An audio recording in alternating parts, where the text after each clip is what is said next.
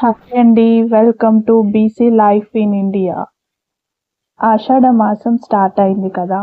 ఇప్పుడు నేను ఒక కొత్త వంటకాన్ని మీకోసం తయారు చేద్దాం అనుకుంటున్నాను. ఇన్‌స్టాంట్ పులిహోర. ఇది జాబ్ చేసే వాళ్ళకి చాలా ఈజీగా ఎలా చేయాలో నేను ఈరోజు మీకు చూపిస్తాను.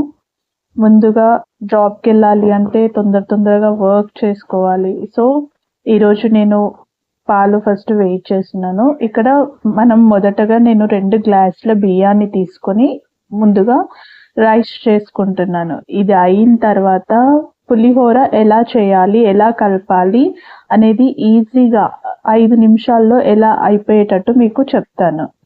సో, ఇలా అన్నం మంచిగా వండుకొని పక్కన పెట్టుకుంటున్నాను. పెట్టిన తర్వాత దాన్ని మంచిగా చల్లార్చి పులిహోరకి ఎంత టేస్టీగా చేసుకోవచ్చు. మనం ఒక టెంపుల్కి వెళ్ళినప్పుడు పులిహోర తినాలని ఎంతో ఇష్టంగా ఉంటుంది. ఆ పులిహోర తినేటప్పుడు మనకి ఇలా చేసుకుంటే బాగుంటుండు అనిపిస్తుంది. సో అలాంటివి కూడా మనం పొద్దున్నే లేచి జాబ్కి వెళ్ళే వాళ్ళు కూడా తొందరలో ఒక 5 నిమిషాల్లో చేసుకోవచ్చు. ఇక్కడ చూపిస్తున్నాను కదా, కొంచెం మీకు ఎంత కావాలో అంత చింతపండు తీసుకొని కొంచెం బెల్లం. సో నేను ఇక్కడ పెట్టినంత బెల్లం కాదండి, ఒక చిన్న ముక్క మీకు ఎంత కావాలో అంత తీసుకోండి. సో ఆ 2 చింతపండు కొంచెం బెల్లం తీసుకోండి. ఇక్కడ ఒక గ్లాస్ వాటర్ తీసుకొని నేను గిన్నెలో పోసి వేడి చేస్తున్నాను. ఇప్పుడు ఈ గిన్నెలో వాటర్ పోసి వేడి చేస్తున్నాను. దీనిలో కొంచెం ఇప్పుడు తీసిన చింతపండు అండ్ బెల్లం ముక్క 2 వేసి కాసేపు మరగనిస్తాను.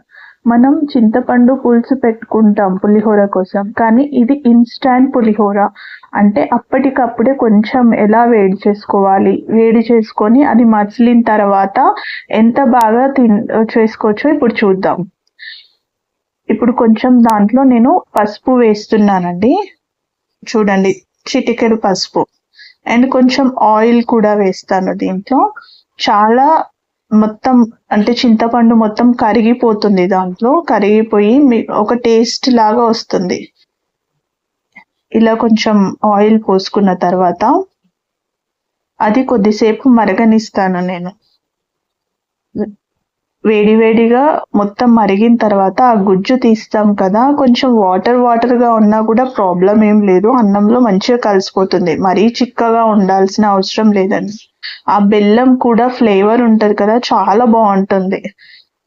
ఇక్కడ నేను రైస్ ని విడగొట్టి మొత్తం అంటే చల్లారుస్తున్నాను. సో రైస్ చల్లారిన తర్వాత కలిపితే చాలా బాగుంటుంది పులిహోర. ఎప్పుడైనా కూడా ఖచ్చితంగా అన్నాన్ని చల్లార్చుకోవాలి. చల్లార్చిన తర్వాత సో అలా పెట్టుకొని ఆ ఉన్న చింతపండు గుజ్జు తీసి ఫస్ట్ దీంట్లో కలుపుతున్నాను. అన్నంలో కొంచెం పసుపు నూనె వేసి ఇలా కలుపుకుంటామండి, అన్నానికి మంచిగా పడుతుంది. సో ఇప్పుడు చూసారు కదా, గుజ్జు చిక్కగా ఏమీ లేదు, లూజ్గానే ఉంటుంది.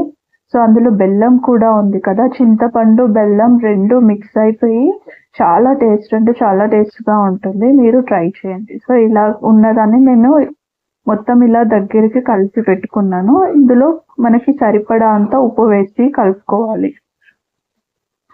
చూడండి, అంటే మీకు ఎంత తక్కువ తింటారో ఎక్కువ తింటారో చూసుకొని మీరు ఎంత కావాలో అంత ఉప్పు వేసి కలుపుకోండి.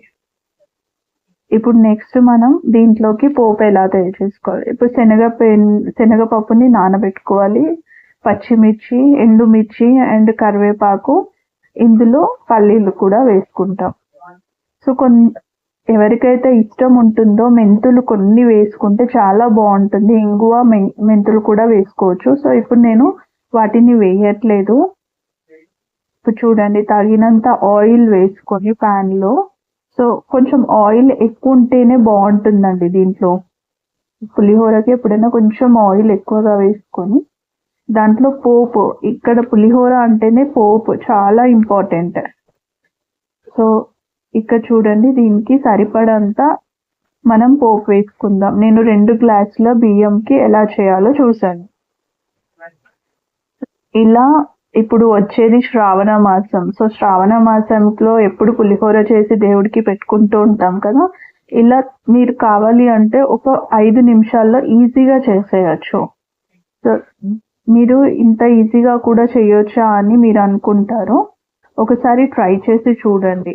ఇప్పుడు పోపులో పల్లీలు, శనగపప్పు అండ్ ఆవాలు, జీలకర్ర అన్నీ వేసి మంచిగా పచ్చిమిర్చి వేసాను. దాంట్లో చిటికెడంతా ఉప్పు వేసుకోండి, ఎందుకంటే మనం పులిహోరలో పచ్చిమిర్చిని తింటాం, అది చాలా టేస్టీ ఉంటుంది. సో ఆ తినేటప్పుడు మనకి కారం కాకుండా ఉండాలి అంటే కొంచెం చిటికెడంతా ఉప్పు వేసుకోవాలి. సో ఇప్పుడు కరివేపాకు వేసి మంచిగా ఎంతో చాలా మంచి స్మెల్ వస్తుందండి. ఇందులో ఒక 10 గింజల మెంతులు వేశారనుకోండి ఇంకా చాలా టేస్టీ వస్తుంది. నిజానికి టెంపుల్లో చేసే దానిలాగానే మనకి కనిపిస్తూ ఉంటుంది. సో ఇప్పుడు చూసారు కదా, ఇప్పుడు దాన్ని మంచిగా కలుపుకొని చూసారా ఎంత బాగుంది అంటే నిజంగా చూడడానికి చాలా బాగుంది. మీరు కూడా ట్రై చేయండి. ప్లీజ్ కమెంట్ చేయండి మీకు ఎలా అనిపించిందో. ఇది ఇన్స్టెంట్గా నేను ఎప్పుడు 5 మినిట్స్లోనే చేస్తాను. ఇలా నేను రోజు ఒకటి ట్రై చేస్తాను. నా వ్లాగ్లో నేను ఏమేమి చేస్తున్నానో ఇది నేను జాబ్కి వెళ్ళేటప్పుడు జస్ట్ ఒక 30 మినిట్స్లో చేసేసానండి మొత్తం అంతా ప్రాసెస్ కూడా. సో మీరు కూడా చేసి ట్రై చేసి ప్లీజ్ సబ్స్క్రైబ్ మై ఛానల్.